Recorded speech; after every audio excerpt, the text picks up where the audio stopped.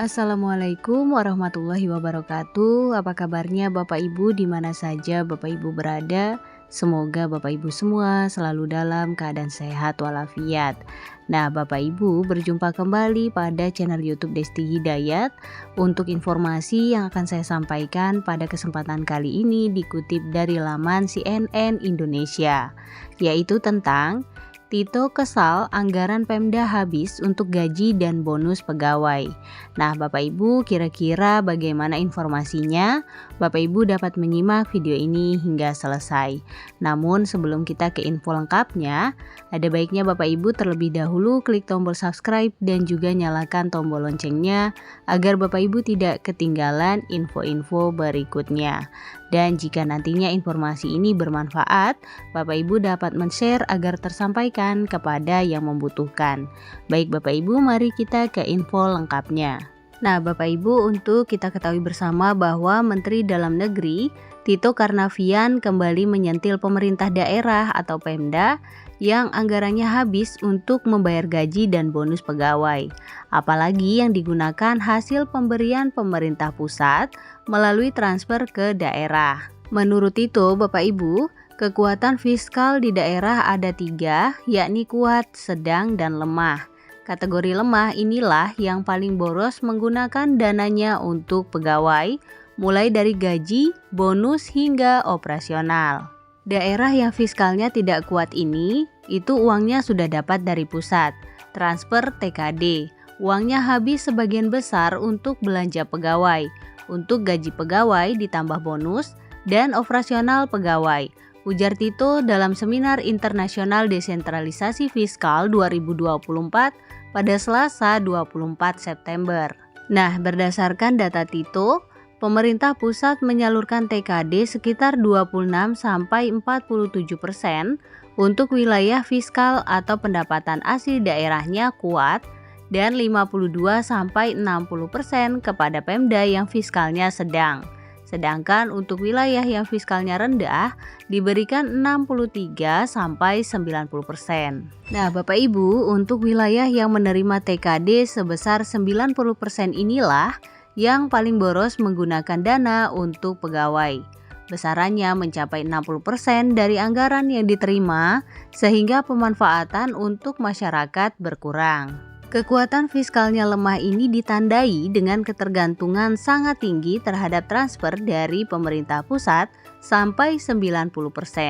Ini yang jadi problem imbuhnya.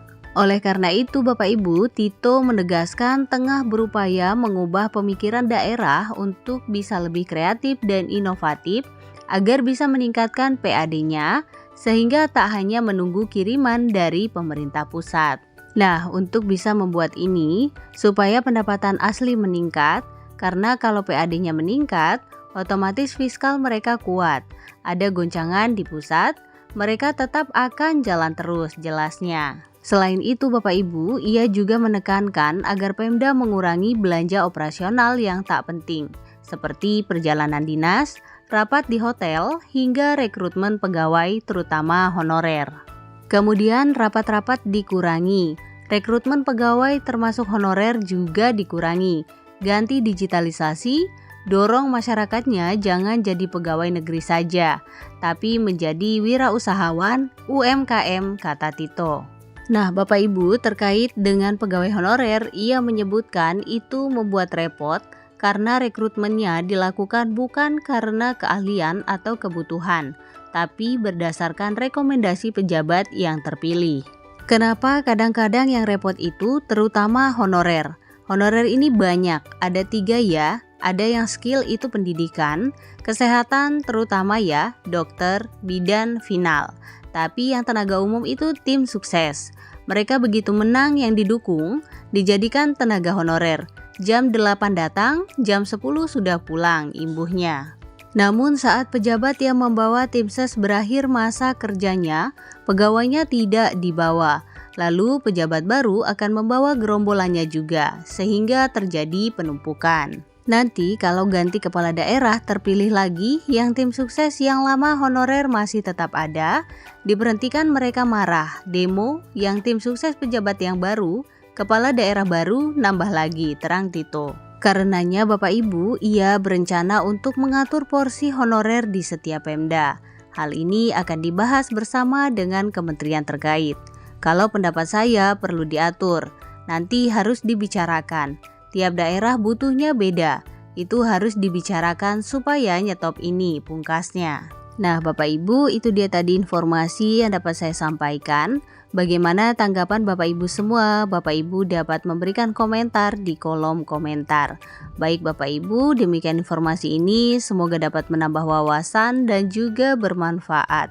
Jangan lupa Bapak Ibu untuk share video ini, berikan like pada video ini, klik tombol subscribe, juga nyalakan tombol loncengnya agar Bapak Ibu tidak ketinggalan info-info berikutnya. Baik Bapak Ibu, terima kasih. Assalamualaikum warahmatullahi wabarakatuh.